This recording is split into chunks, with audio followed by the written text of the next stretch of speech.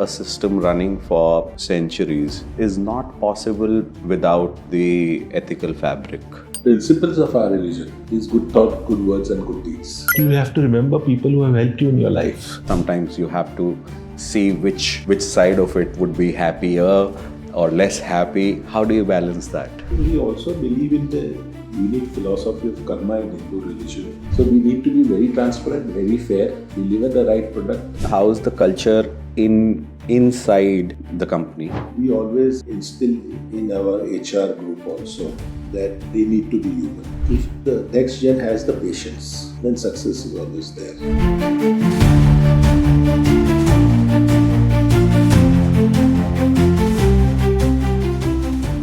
Today, I have the privilege of being with our most revered Mr. Rohinton Engineer.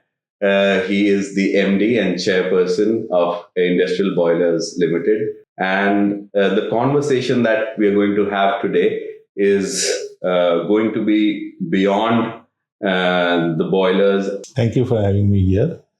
I think it's going to be an interesting session. I believe that to have a system running for centuries is not possible without the ethical fabric being present. And that is something that I would like an insight into, because that would be the most crucial aspect of how things are handled at your end. So tell me a little about your ethical value system, and what is it that you got as a legacy from your forefathers and your mother, and what is it and how is that passed on from generation to generation? I would answer this question in various parts. One thing, as you know, that we come from a community known as Parsis. And what are the principles of our religion? Is good thought, good words and good deeds. So these are the principles of our religion, and our family is very deeply a religious family. And we believe that we are born in the community, we are there to serve our community, and our community is there to serve the society and the whole. So that is the fundamental thinking that is there. Comes from the community itself. Second part is the values that also come in, because most of the part the company was headed by my mother. And as a lady, she was very kind-hearted. Kind-hearted one. And second part, she was very just in her workings, just in her thinking, fair in all aspects. So that legacy comes into our blood also, being, what she has shaped us, what we are today. So that is the second part. Sometimes in life you have very good well-wishers. So one of the good well-wishers was Mr. Padamjee. Okay. He had a paper mill in near the Nair Hospital, Bombay Central. That was witnessed by me because I was a small kid at that time. Okay. And he gifted his land that, okay, you make your boiler here. Wow. Okay. And not a single rupee was taken by him for as a rent or anything. Oh. And he gave us power also and a good land. So that's how we started making boilers there. The good in the people, especially, I would like to know your opinion on this, to know the good side of how things happen. Because, if you see, the skill set was there and the intent was also there, but the push that the Padamjees Helped us. helped. But do you think that these gestures of selfless giving, what is your opinion on how on these gestures? It was not a small gesture. It was a major gesture. Right.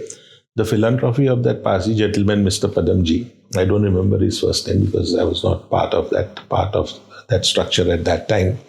But just imagine that he was so open about it. And why I mentioned Padamjee today in this conversation was that you have to remember people who have helped you in your life. Might be not in my life, but in my parents' life. So that is one thing which you cannot forget. So that's why I acknowledged Mr. Padamjee. But might be even his family members might be aware, not aware. I'm not aware of that. I would not And we be have not- surprised if they are not. in IBL Group is that we have not hired a president level man in the last 25 years. All the team who hit IBL in the senior positions have grown within the organization. Okay. We believe that our own talent needs to be developed. Again, we need to give them training for it in management, training in engineering, training, and that's part and parcel of our life. We also believe in the unique philosophy of karma in Hindu religion. What is there is today is on earth is the important thing. Your deeds are going to give you the percentages of success in your total life. Right. So karma also plays a very important role, and one has to follow that. So philosophically, I am a non-vegetarian, but that's a trade-off because that's part of my community beliefs. Right. But I do believe in karma, that whatever deeds we are going to do, we have to repay them in the good or the bad, Right. the future. Important thing is that if you are fair today, the karma is definitely going to build up. Correct. So whether it is treating a human being most important fairly, animals fairly, they are and all living beings on this earth. Right. Wastage of food on your table, Correct. in your plate, Right. should be minimum. Right. So these are the values that are there in the family, and we follow them. So Right. that values are instilled over a period of generation. That's a legacy that is got to be passed on. And if the legacy is to be passed on, we have to see that our customers and our whole circle of business circle is happy. Right. So we need to be very transparent, very fair, deliver the right product practically at the right time, and see that it works well. So service has to be our motto, and customer satisfaction has to be there. A good insight into your heart side of the things. When you are thinking about the happiness of all the stakeholders, good karma is it's the Automatically built. automatically built. Then it becomes a basic way of life. Once that happens, it seems effortless, but at times there are places where challenges do come to sometimes you have to see which side of it would be happier or less happy. How do you balance that? See, we do some mistakes in business, and sometimes we take loss as a stride of life. So Right. that is part of it. How is the culture inside the company, and that is what are the values that IBL has as a core, which every employee would reflect as a new joinee. If a new trainee comes in today, so 6 months down the line, what is it that would change for him as a person or as a personality? See, the most important thing is that you said is if a trainee joins you and it's 6 months down the line, what is he going to take away? Yes. That's too short a time. Right. The next gen needs to understand that magic doesn't happen in 6 months. It happens over a period of time. Wonderful. And that's where the patience is required from both the sides. Right. Second point is that you mentioned 6 months down the line, what would a trainee learn?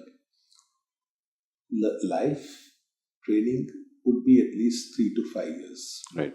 Right. Without that, you are not going to learn the trade, you are not going to learn the values Values, yeah. and things. So, if the next gen has the patience, which is always lacking, but if they do have the patience, then success is always there. Mm-hmm. And we always instill in our HR group also that they need to be human. because everybody has their own egos. Right. And most of the problems are the ego clashes between True. team members. It all depends on the down the line, the HR team, how they handle their people and how satisfied they can keep them. But the whole guidelines that are given by the family is that be human. Right. So we are human to the HR, and we expect the HR also to be more human with the team down the line. Mm-hmm. Wonderful.